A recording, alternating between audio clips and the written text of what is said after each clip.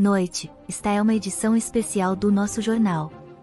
Um evento sem precedentes acabou de acontecer, numa rua do centro do Rio de Janeiro, onde uma espécie de portal temporal foi aberto. Nosso repórter se encontra em frente a este portal do tempo, onde observa o que seriam veículos dos anos 70.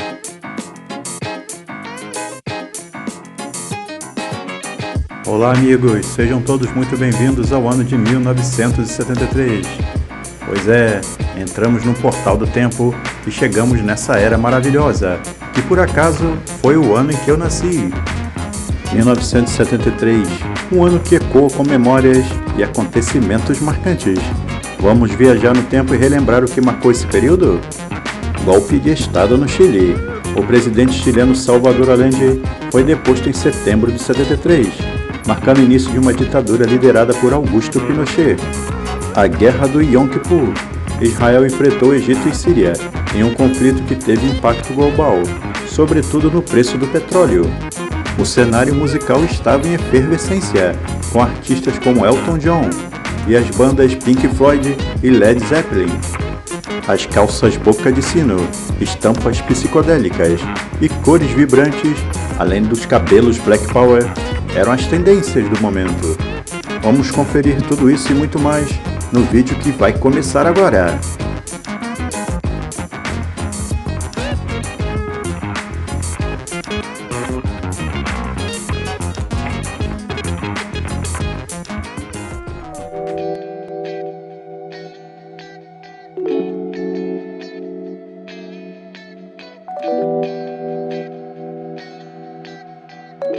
Olá meus amigos, sejam todos muito bem-vindos a esse novo vídeo do canal. Nossa máquina do tempo chegou em 1973, ano muito importante, sobretudo para mim que nasci nele. Então vamos pro vídeo. Como de hábito, vamos começar pelos fatos marcantes do ano de 1973. O transporte urbano nas grandes capitais continuava sendo precário, sobretudo no Rio de Janeiro, que ainda não havia chegado o metrô. No dia 1º de janeiro, a Dinamarca, a Irlanda e o Reino Unido aderem às comunidades europeias, que passam a ter 9 Estados-membros. A Noruega fica de fora, na sequência de um referendo que a maioria da população se manifestava contra a adesão. No dia 27 de janeiro era assinado em Paris o acordo de cessar-fogo entre os Estados Unidos e o Vietnã. As últimas tropas norte-americanas saíram do país no dia 29 de março. No dia 30 de abril, o presidente norte-americano Nixon assume a responsabilidade pelo escândalo Watergate, denunciado pelos jornalistas Carl Bernstein e Bob Woodward, do Washington Post, que receberam o prêmio Pulitzer por isso. No dia 4 de dezembro, a sonda norte-americana Pioneer 10 atingiu o planeta Júpiter. Após estudar os campos magnéticos, as luas e os anéis de Júpiter, abandonou o sistema solar e viaja pelo espaço, carregando uma chapa contendo o desenho de um homem, de uma mulher e um grafismo indicando a posição do Sol e da Terra na nossa galáxia, para que eventuais extraterrestres tomem conhecimento da nossa existência. No dia 27 de março, Marlon Brando recusava o Oscar de melhor ator no filme O Poderoso Chefão, como protesto contra o tratamento dado aos índios. A vida no Brasil de 1973 era bem diferente. Era comum ver carros muito coloridos nas ruas. O Fusca era um carro mais popular, sem sombra de dúvidas. Neste ano, o maior ídolo esportivo do Brasil do momento era Emerson Fittipaldi, piloto de Fórmula 1 que havia acabado de ganhar o campeonato de Fórmula 1 de 1972. Foi também em 1973 que foi realizada a primeira ligação usando um aparelho de celular. Ela foi feita pelo engenheiro Martin Cooper, o inventor do aparelho, que pesava quase 1 quilo. Além do sucesso do Poderoso Chefão, outros filmes que se destacaram eram Cabaré, com Liza Minnelli, grande estrela na época, e O Exorcista, de William Friedkin. No mundo, O Último Tango em Paris era um dos filmes mais falados e vistos, mas foi censurado no Brasil. No dia 24 de março era lançado um dos mais importantes álbuns do rock mundial, The Dark Side of the Moon, do Pink Floyd. O álbum foi muito progressista na época. usando de efeitos sonoros incomuns, como os relógios e as caixas registradoras na música Money, por exemplo. No Brasil, Secos e Molhados era o favorito dos mais alternativos, que estavam acompanhando a onda hippie no mundo afora. Além da banda, Raul Seixas, Elis Regina e os Novos Baianos também eram destaque. Já nas famílias mais tradicionais, o fim da Jovem Guarda deixou muitos fãs tristes, mas em compensação, Roberto Carlos começava a ter fama internacional. Ele foi o cantor que mais vendeu discos no Brasil na época. Com relação às novelas, no dia 24 de janeiro de 73, a Globo resolvia dar férias para Janete Claire, que vinha de várias tramas seguidas, e alçou Walter Negrão ao seu principal horário de novelas. Assim, estreava a novela Cavalo de Aço, que fez sucesso, apesar de muitos problemas. O autor foi obrigado a tomar uma decisão difícil para salvar a história. Estrelada por Tarcísio Meira e Bete Farias, Cavalo de Aço mostrava a história de Rodrigo, que voltava ao município de Vila da Prata, no interior do Paraná, depois de muitos anos, para vingar o extermínio de sua família, ocorrido quando ele era criança. O responsável pelo massacre era o latifundiário Max, vilão da produção. No entanto, a novela não pegou logo de cara, principalmente por causa da ação da censura do regime militar. Cavalo de Aço foi uma novela problemática e de muitas fases. Começou discando reforma agrária no seu subtexto. A censura logo proibiu, explicou o especialista Ismael Fernandes, no livro Memória da Telenovela Brasileira.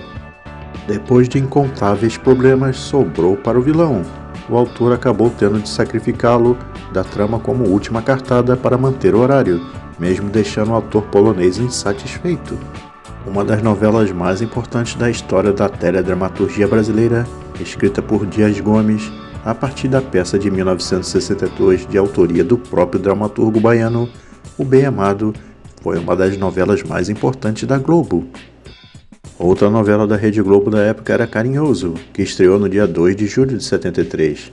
Escrita por Lauro César Muniz, era baseada em Sabrina e Samuel Taylor e dirigida por Daniel Filho e Walter Campos, sendo produzida ainda em preto e branco.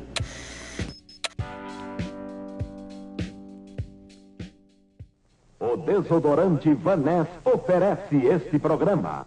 Dínamo, o lava-louça com a força do limão, que limpa mais, que rende mais e acaba com a gordura em segundos. Apresenta... Os produtos Pompom com Protex, que protegem o nenê com amor. Apresentam... Cachemir Bouquet, talco, desodorante, colônia, pó compacto, pó facial, sabonete. Cachemir Bouquet, que mantém você sempre mulher. Apresenta...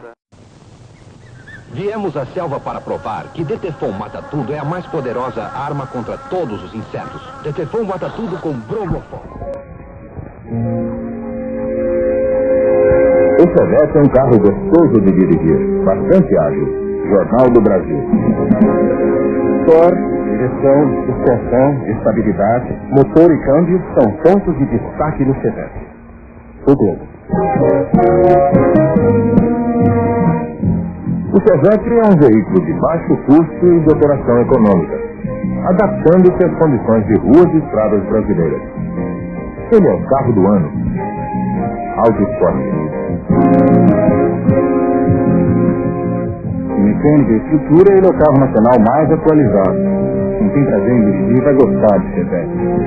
Pato Rodas. A crítica especializada testou o Chevette. Você deve fazer o mesmo. Chevette, você está precisando dirigir. E agora vamos aos carros que mais se destacaram no ano de 1973, um ano repleto de lançamentos. Em 73, nada mais nada menos que 5 modelos nacionais eram lançados. Carros como a Brasília, o Chevette, o Maverick, o Dodge 1800 e o Gurgel Chavante. Sobre estes lançamentos, nosso canal já possui um vídeo específico tratando de cada um. Vamos dar uma conferida nos outros modelos que também se destacaram nesse ano. Durante toda a década de 70, a Volkswagen dominava pouco mais de 70% do mercado nacional em unidades emplacadas, e a variante de 73 era o segundo modelo mais emplacado no início da década, perdendo apenas para o Fusca. Em 1973, o campeão da Ford ganhava atualizações. A linha Corcel ganhava sua primeira reestilização visual, além de mudanças mecânicas.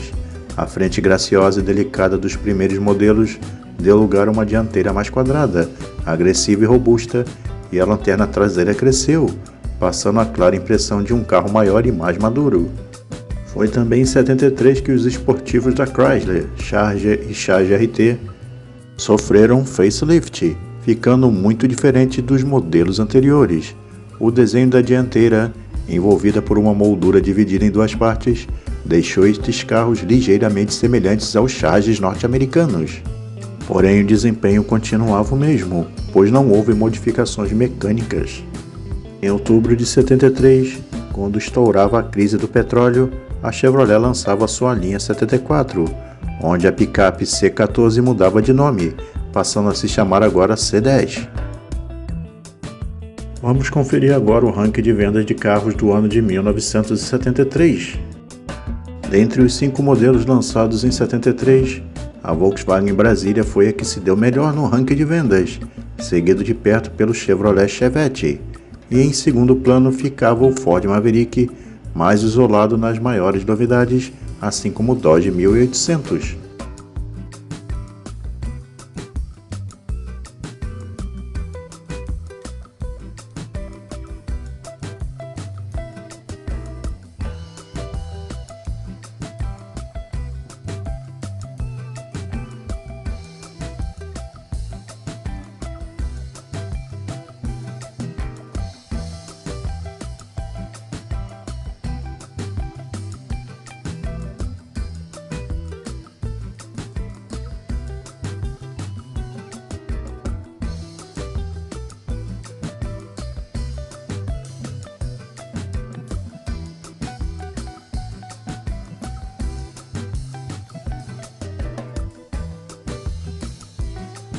Agradecemos aos gentis amigos que assistiram até aqui nosso vídeo. Lembrando que não se esqueça de curtir e compartilhar. E se ainda não for inscrito em nosso canal, se inscreva. E até a próxima, pessoal!